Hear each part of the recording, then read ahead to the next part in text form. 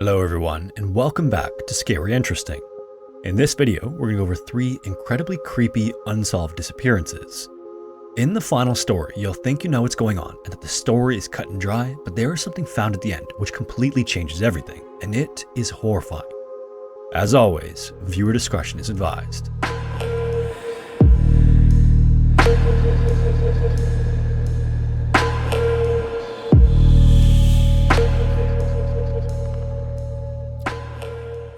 On the evening of March 31st, 2006, 27-year-old Brian and his father Randy were sitting at a table inside an Outback Steakhouse in Columbus, Ohio.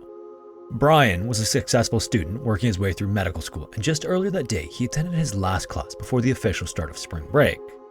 Brian and his longtime girlfriend Alexis also had plane tickets to spend the week in Miami, and the couple was very much looking forward to the trip.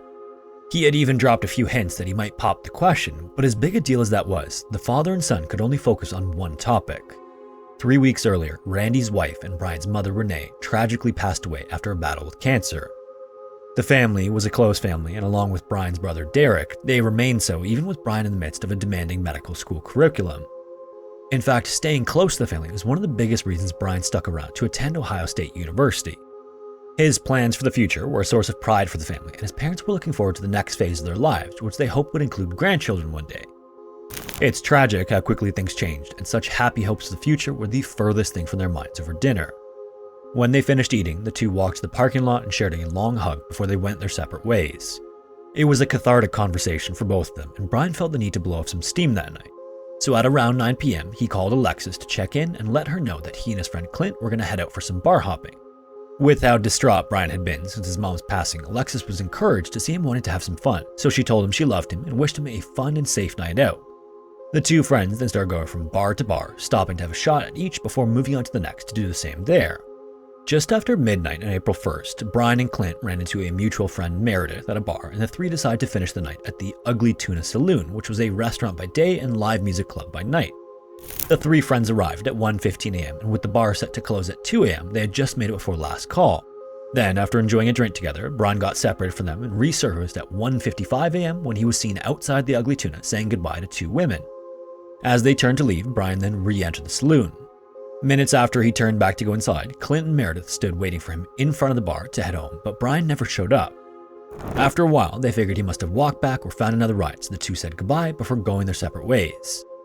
This was the last time Brian was ever seen, and it didn't take long later that day for those close to Brian to realize something was very wrong. Alexis didn't hear from Brian at all on April 1st, which was highly unusual. Derek also couldn't get a hold of him, and initially both he and Alexis figured he was just sleeping off the night out. They also entertained the possibility that Brian was playing a joke on them. It was April Fool's Day after all, but soon enough it was clear that it wasn't a joke. Alexis eventually went over to his apartment and let herself in, but it was immediately clear that Brian hadn't returned the night before.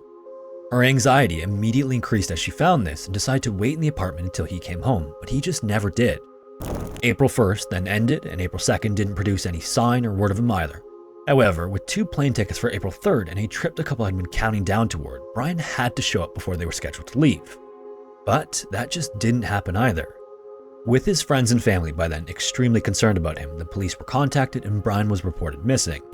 The case fell to the Columbus Police Department, and after learning about Brian's movements on the night he disappeared, they requested security footage from the Ugly Tuna. The video backed up what they were told by Clint and Meredith, but as they continued to watch the footage, minutes went by after Brian re-entered the saloon. By the time the tape ended, there was absolutely no sign of him anywhere, and of the ways out of the saloon, only one was not covered by a security camera. There was a back door that musicians used to load in and out of, and exiting that door would have put Brian in the middle of a construction area. But even without a camera at that door to catch him leaving, there were cameras from other bars that would have picked him up in that area, yet he was never seen again after re-entering the Ugly Tuna. When Brian exited the camera frame that night, it was like he vanished out of thin air. The subsequent investigation included hundreds of interviews with witnesses and people close to Brian. Video footage from his night out was scrutinized over and over again, but police only hit dead end after dead end. While gathering as much information as possible, police were monitoring Brian's cell phone, bank account, and credit card for any activity, but there was none. So, based on the information they had, police narrowed down what may have happened to Brian down to 3 possibilities.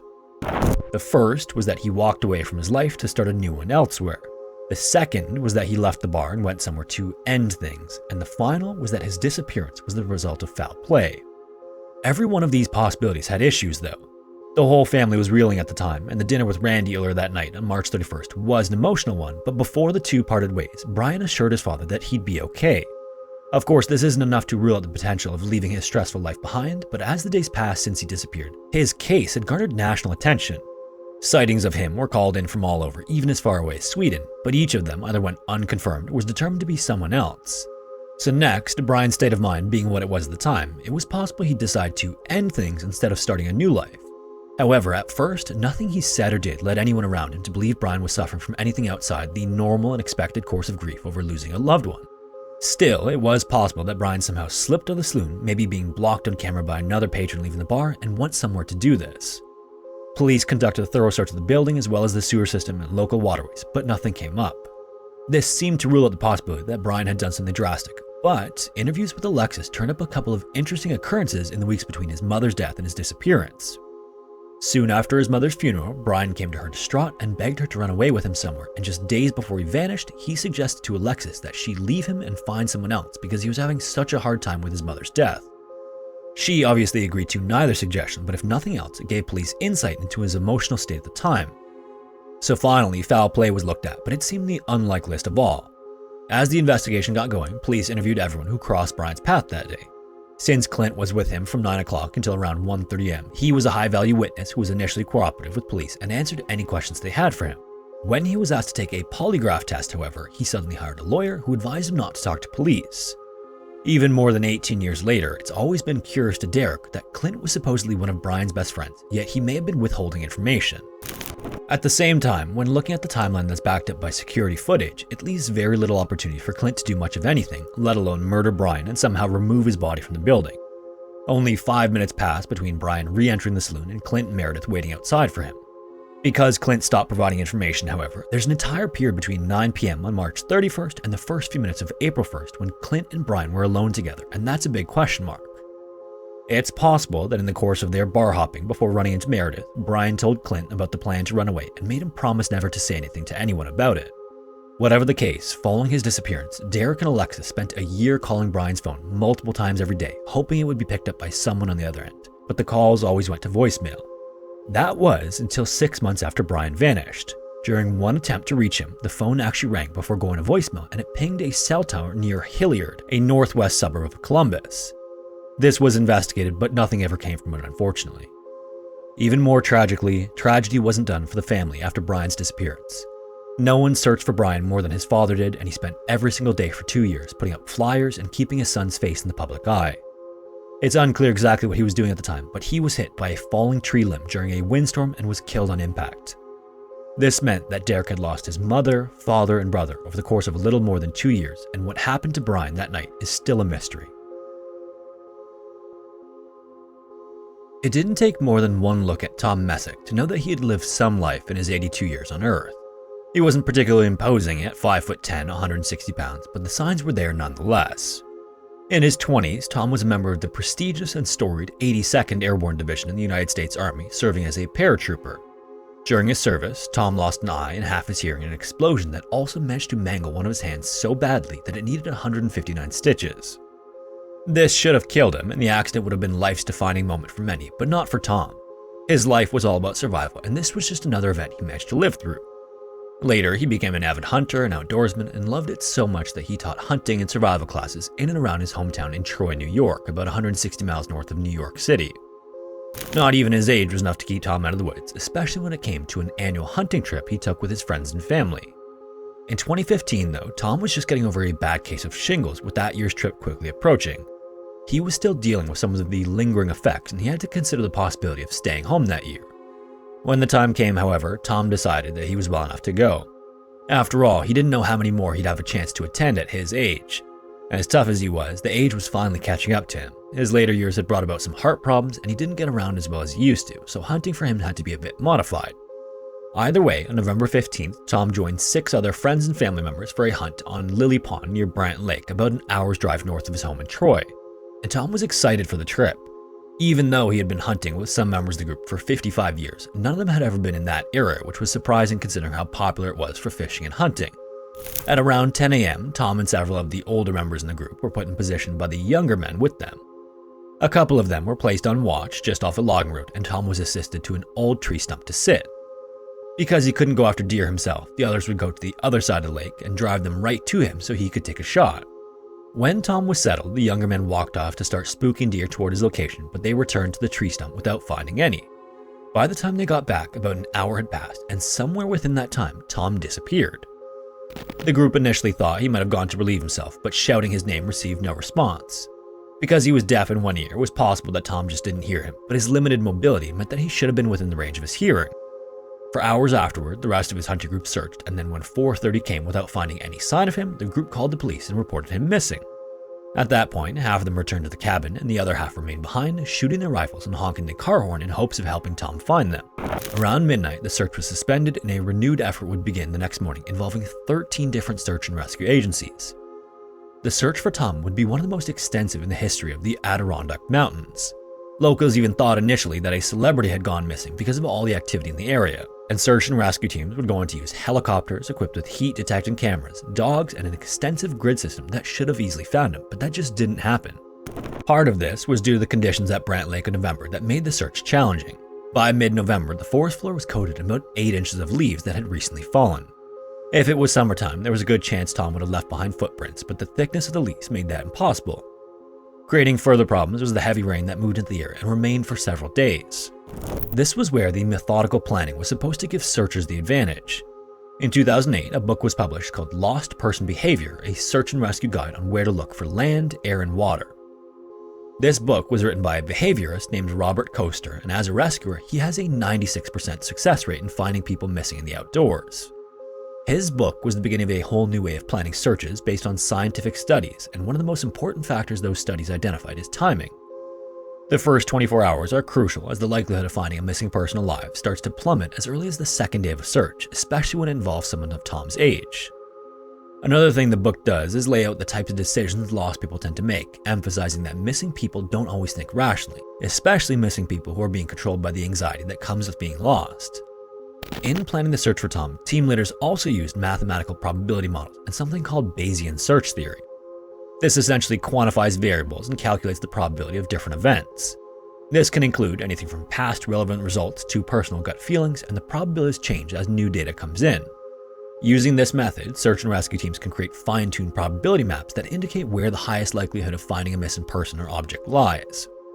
High-profile cases in which it's already been used include the search for the USS Scorpion, which was a US Navy submarine that sank in 1968, and the disappearance of Malaysian Airlines Flight 370. However, the search dragged on despite the methodical approach and was conducted daily all the way until January 2016. By that point, experienced search and rescue team members were beyond baffled. Not a single shred of evidence connected to Tom has ever been found. In the meantime, several state and federal agencies, including the FBI, worked together to determine if there was any foul play involved in Tom's disappearance. Initially, investigators didn't see any reason to believe that Tom's disappearance was the result of abduction or murder, but the interview Tom's wife Beverly did with the FBI said otherwise. Beverly answered all their questions to the best of her ability, but few of hers received answers. The one thing the FBI did tell her, however, was they believed something wasn't quite right with the case. They just didn't know what it was. It's also worth noting that Beverly didn't think Tom got lost. The Tom she knew was an outdoor survival expert even at his age. She believed someone on an ATV encountered Tom and either frightened him off the tree stump, causing him to run off, or abducted him. Other family members believed that Tom probably wandered off and got lost, or he had a medical emergency. In the area of his disappearance, there were also caves, crevices, and the remnants of old abandoned mines that could have easily swallowed Tom up too. As with many of these disappearances, people always put forward the potential of alien abduction.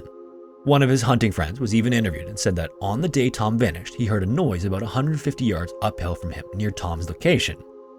This noise was apparently unlike anything he'd ever heard before, to the point where he couldn't even describe it.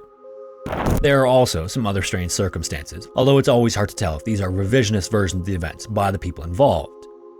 Apparently, the biggest thing that stood out to the group was that the woods were completely devoid of wildlife.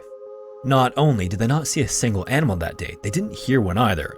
It was apparently abnormally quiet, and several in the group even told police that it was like something was keeping the animals away. Whatever the case, as of 2024, the search for Tom is ongoing, only on a much more limited basis, and not a single trace of him has ever been discovered. March 26, 1991 was a historic day for South Korea.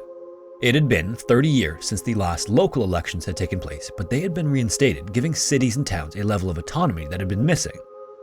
It was a renewed opportunity for South Koreans to have a say in their communities by electing council members, mayors, and other positions after living under military rule for several decades. The day was even marked as a national holiday, giving everyone the opportunity to exercise their right to vote. Understandably, the media coverage of the elections was extensive to witness the country's slow return to democracy. However, while much of South Korea was focused on the many elected positions up for grabs, it couldn't have been further from the minds of 5 boys between the ages of 9 and 13 living in a village outside the city of Daegu. The boys had plans of their own for their rare Tuesday with no school, and like many kids their age, they were fascinated with wildlife, so they were going out to look for frogs and salamanders. At around 9 o'clock that morning, Jong-woo's front door flew open, and his son, Cheo-woon, hurried in, checked through the closet, and grabbed a coat. The one he'd initially worn wasn't warm enough for the near-freezing temperatures that day, so he stopped back home for a thicker one. As he turned to rush back out, Jong-woo asked his son where he was going, but the only reply he received was the sound of the door shutting. Whether he was too excited about frog catching to hear his father, or he knew that answering honestly ran the possibility of sabotaging his plans for the day, Cheo-won hurried back to catch up with his friends. He was the oldest of the group of 5, and at 13 years old was seen as the leader of the group, so without him the plans might have been ruined if his father didn't let him go. Had he answered his father though, it may have averted one of South Korea's most shocking and enduring mysteries. Several hours later, at around 1 that afternoon, Jong-woo's phone rang. On the other line was Cheo-won's instructor from the Taekwondo academy he attended. Apparently, he hadn't shown up for a scheduled class. This immediately raised an alarm for Jong-woo. He knew his son as a responsible young man, and he never would have skipped his lesson for whatever he was up to earlier that day.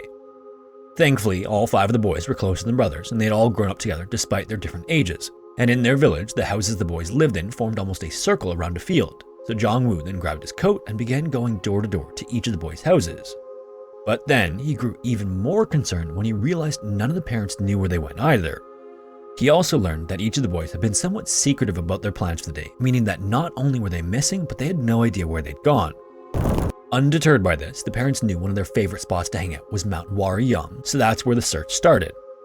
While making their way up a mountain path, Jong-woo ran into a friend who said he saw the boys earlier and inquired about what they were up to. For him, the boys actually answered the question and told him about the frogs and salamanders, and based on the direction they were heading at the time, the mountain seemed to be the right place to start looking. A little while later though, and after searching around their usual spots, when they were unable to locate their sons, the parents were worried enough to call the police to report them missing. However, the response they received was sort of unusual. The police seemed to immediately write the boys off as some runaways who would turn up eventually if the parents were just patient enough. This dismissiveness only increased the tension the families were feeling, and they began pointing fingers at one another for not keeping a close enough eye on the boys. Then, as the afternoon turned to evening, reporters caught wind of the missing boys, but most outlets couldn't be bothered to cover the story with the landmark elections that day. The parents tried to appeal to newspapers and TV stations, but they received the same response they got from the police to just wait and they would eventually turn up. Several days went by without a word of the boys' disappearance being uttered to the public, but then by the 1-week mark after the election coverage had dissipated, it turned into nationwide news. The public was quickly glued to the story, and the media continued following it. A popular news program called the Square of Public Opinion even reached out to the parents and asked if they'd come on as guests. By that point, the police were still dragging their feet on the investigation and weren't taking the disappearance seriously, and the parents made sure to make this extremely clear as they did interviews. Then, unexpectedly, while taking phone calls from the viewing audience, a sobbing voice came over the live broadcast. The audience in the studio and at home were stunned, and before anyone could respond to it, the call cut off. A telephone operator then came on the line and claimed that it was one of the 9-year-olds who had gone missing and he was begging for his mother, which caused the studio audience to erupt in cheers. To them, this was proof that the boys were still alive, and if they were still alive, there was reason to have hope. But then, sadly, shortly afterward, the call was determined to be a prank and the search was back to square one. This appearance wasn't for nothing though. The show also caught the attention of the South Korean president, who then made a statement after it aired. He announced that he was devoting 300,000 police officers to a nationwide search, as well as opening a special investigation headquarters. Afterwards, searches were conducted in waterways, reservoirs, and even bus stations all over the country. A reward equivalent to $35,000 was offered for any information that led to finding the boys, and over the course of an entire year, thousands of volunteers were involved in more than 500 organized searches of Mount Warryong. Unfortunately though, not one of these efforts went anywhere. During that span, all 5 of the boys' fathers quit their jobs to search for their sons. They then pooled their money together and rented a small truck, which they fitted with large signs meant to garner attention on the images of the 5 boys. Together, they drove from villages to towns to cities all over South Korea, handing out flyers and trying to uncover that one tip that would lead to the boys. This long, arduous tour ended up being fruitless, and every day that passed without some kind of positive news wore on some of the fathers more than others. One of them would dream about his son so often that he became afraid to sleep and became addicted to sleeping pills as a result. Others turned to alcohol, and the truck tour around the country eventually put the men in so much debt that they had to abandon the daily searches and return to the workforce. 2 years after returning to work and 5 years after the disappearance of their sons, the fathers had all mostly gotten their lives back on track. They had little choice but to move on, but their sons were always on their minds. As this new normal was setting in, a criminal psychologist who had taken it upon himself to investigate the disappearance came forward with a troubling theory. He believed that the father of one of the boys was responsible for killing them all and then buried them in his basement. The number of criminal psychologists in South Korea at the time was minimal, and this particular one had studied in the US for a while, which gave him a lot of credibility in the public's eyes. So the accusation sparked police into action, and a search was conducted at the house, which included digging up the basement with an excavator. Media coverage was wall-to-wall of the search, and cameras were even allowed into the basement to capture the dig. When the entire basement was virtually destroyed, with no bodies being found though, the psychologist ran to the house and pushed his way through the crowd outside.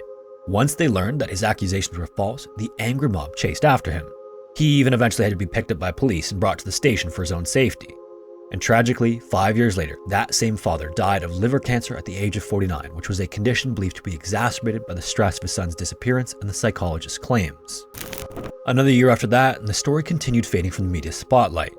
However, the remaining fathers continued to go to newspapers and TV stations in the country's capital, begging for any coverage of the case, only to be escorted out of each and every building. A year after the death of that one father, and 11 years following the boy's disappearance, 2 men were gathering acorns on Mount Warryung when one of them came across a tangle of skeletal remains sticking out of the ground. These bones belonged to the 5 boys, who would become known as the Frog Boys afterward. Police then came to the scene immediately, and street officers with no experience or understanding of how to properly excavate a body began digging the bones out. This was already bad enough for the integrity of the evidence, but instead of keeping the bones of each body together, they sorted them according to likeness, putting skulls with skulls, femurs with femurs, vertebrae with vertebrae, and so on. So by the time forensic scientists arrived 2 hours after the call came in, the police had completely mixed up the bodies with no way of telling which bones belonged to which boys. Either way, the next day police held a press conference and announced that the likely cause of death was hypothermia. The day the boys went missing was already cold and wet, and that night more rain came in as temperature dipped to 3 degrees Celsius or about 37 degrees Fahrenheit. These conditions would have almost certainly caused hypothermia, and initially the bunched up bodies and the clothing of one of the boys that had been tied together were seen as proof that they huddled together for warmth. When the clothes were untied though, both live bullets and empty cartridges came pouring out of the bundle, and a further examination of the skulls was even more troubling. 3 of the 5 had signs of blunt force trauma, likely caused by some kind of metal instrument or tool, suggesting foul play. This was then only underscored by the fact that the bodies were found less than 2 kilometers from their homes in an area they knew well. As many had already suspected, the chances of them getting lost and dying of hypothermia were seeming very unlikely. In the wake of this discovery, theories and rumors went wild, and police put forward the possibility of a pattern killer, but no similar crime scenes were found before or after the boys went missing. What is seen as the strongest theory of all points to something at the top of Mount Warryung. In addition to a pond near the summit, there was a South Korean army base where an infantry division was stationed. As part of the base, there was a shooting range. Because of the national holiday for elections, there were no drills conducted that day, but commissioned officers were allowed to shoot at any time they pleased. The boys were found only 100 to 200 meters downrange, well within the capabilities of the rifles used there.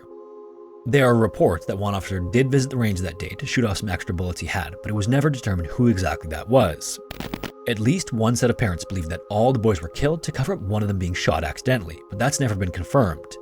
It was confirmed, however, that the bullets found among the boys' clothing were unquestionably from the army base, but an investigation of the military base and its occupants was never conducted by police or the government. In the years that followed, the parents collectively sued police 3 times for negligence in their investigation, but they lost all 3 lawsuits. As for the boys, after being stored at a lab for several years, their remains were returned to their parents for a proper burial. Because the bones were all mixed together, they were cremated together too, and just as in life, the Frog Boys are together in death, as the mystery of what happened to them remains. So, I'm curious to hear what you think happened in each of the stories, and you can let me know down in the comments. Also, if you have a story suggestion, feel free to submit it to the forum found in the description, and hopefully I will see you in the next one.